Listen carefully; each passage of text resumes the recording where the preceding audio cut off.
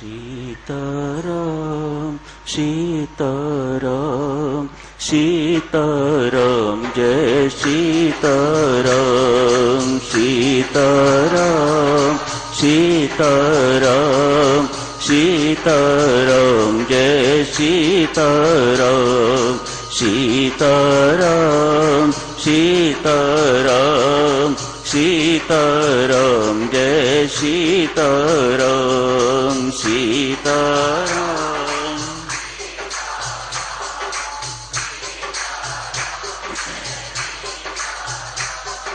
सीताराम सीताराम सीताराम जय सीताराम सीताराम सीताराम सीताराम जय सीताराम सीताराम सीताराम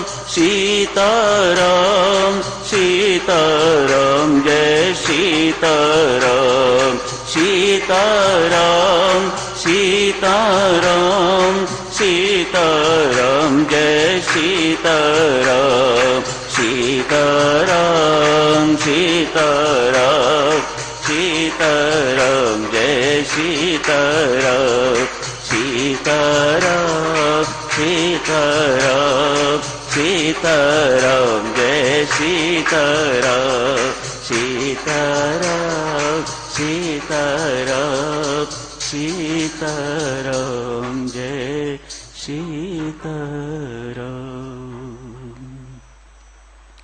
बहुत बहुत धन्यवाद शर्मन जी।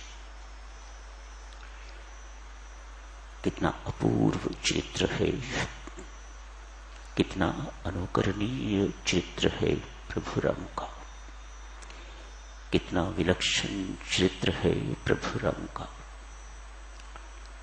मातेश्वरी सीता का भी कुछ कम नहीं। हिमालय पर्वत जैसी विपत्ति सिर पर आने पड़ी है, कहीं विचारों में किसी प्रकार की डिस्टॉर्शन नहीं है। कितना बैलेंस्ड मन है प्रभु राम का, कितनी बैलेंस्ड थिंकिंग है मां सीता की।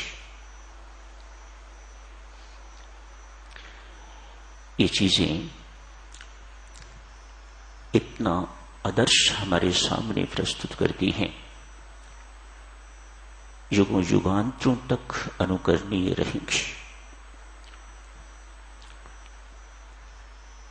आंख बंद करके पढ़ते हैं, कान बंद करके सुनते हैं, तो जैसे हैं वैसे के वैसे ही रहेंगे। खुली आंख पढ़ते हैं, खुले दिमाग पढ़ते हैं, खुले कानों सुनते हैं, तो प्रभु राम का चरित्र, मातेश्वरी सीता का चरित्र अति अनुकरणीय दिखाई पड़ता है। जय जयकार उनकी करने को मन करता है। वाह राम, वाह मां सीता। ध्यान दे देवियों सज्जनों, बेशक हम उन्हें भगवान का स्थान, परमेश्वर का स्थान, पर ब्रह्म परमात्मा का स्थान देते, मां सीता को जगजननी का स्थान देते हैं, मानते भी हैं, पूछते भी हैं। लेकिन श्री रामायण जी में उन्होंने एक मानव की भूमिका निभाई है। जो कोई मानव ऐसी भूमिका निभा के दिखाए वह ब्रह्म कहलाने योग्य। कल आप जी ने पढ़ा होगा,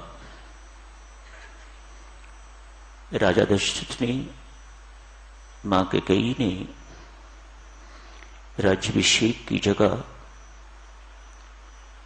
वन में जाने की आज्ञा दी। सब कुछ उलट हो गया। हर्षो उल्लास मातम में बदल गया।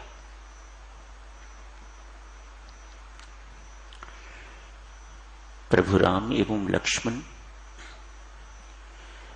दोनों सीधे उनकी आज्ञा पाकर मां कुशल्या के महल में गए। उन्हें सूचना देने के लिए, उनके आशीर्वाद प्राप्त करने के लिए, उनकी आज्ञा लेने के लिए, अनुमति लेने के लिए, आज्ञा तो हो गई, उनकी अनुमति लेने के लिए मां अम्बे मुझे इजाजत दें जंगल में जाने की। प्रभु राम की मर्यादाओं की ओर कहीं किसी प्रकार की कोई त्रुटि या किसी प्रकार की कोई गलती ढूंढने से भी, खोजने से भी दिखाई नहीं देती। मां ये बात सुनती है तो उसका कलेजा कांप जाता है, मानो हृदय फड़फड़ाता हुआ बाहर निकल गया हो। सब कुछ सुनने के बाद मां रोती है, बिलखती है। आखिर मां का हृदय है। बेशक ज्ञान की प्रतीक हैं, लेकिन जहां अपनों की बात आती है देवियों सज्जनों, ज्ञान में यही कमी है कि ज्ञान उस वक्त हवा हो जाता है। औरों के लिए तो ज्ञान ज्ञान है, उपदेश देने के लिए तो ज्ञान है, कथा करने के लिए तो ज्ञान है, अपने आप को ज्ञानी विद्वान कहलाने के लिए तो ज्ञान है, लेकिन जिस वक्त आचरण में आना चाहिए और विशेषतया अपनों के लिए, उस वक्त ज्ञान प्रायः हवा हो जाता है। मां कुशल्या ज्ञान की प्रतीक हैं, लेकिन सामने पुत्र खड़ा है, राज्याभिषेक होने वाला है। मां तैयारियां कर रही है, नाश्ता बना के रखा हुआ है, तुझे वहां बहुत समय लग जाएगा, नाश्ता इत्यादि कर ले। सब कुछ धरा का धरा रह जाता है, कुछ नहीं लेते प्रभु, मुझे जंगल जाना है, जो वहां खाने को मिलेगा वही खाना है, ये भोजन मैंने बहुत किए हैं, बस पिताश्री की आज्ञा है, मां के कई की आज्ञा है, मुझे इस आज्ञा का पालन करना है। बिलखती मां को देख के तो लक्ष्मण रुष्ट होते हैं, क्रुद्ध होते हैं। बड़ी मां जो राम का अधिकार छीनेगा, मैं उसके प्राण छीन लूंगा। अब राम को कहो राज्याभिषेक की तैयारी करें, मैं हूं ना। कौन माई का लाल है जो मेरे सामने मेरे राम का अधिकार छीन सकेगा? पिता जो इस वक्त कैकेयी के मोह वश में है, मैं उनका हनन कर डालूंगा, भरत को मार डालूंगा, भरत के मामा को मार डालूंगा। इनमें से कोई भी मेरे सामने आएगा और वह राम का अधिकार छीनना चाहेगा तो मैं उसके प्राण छीन लूंगा, प्राण हरण कर दूंगा।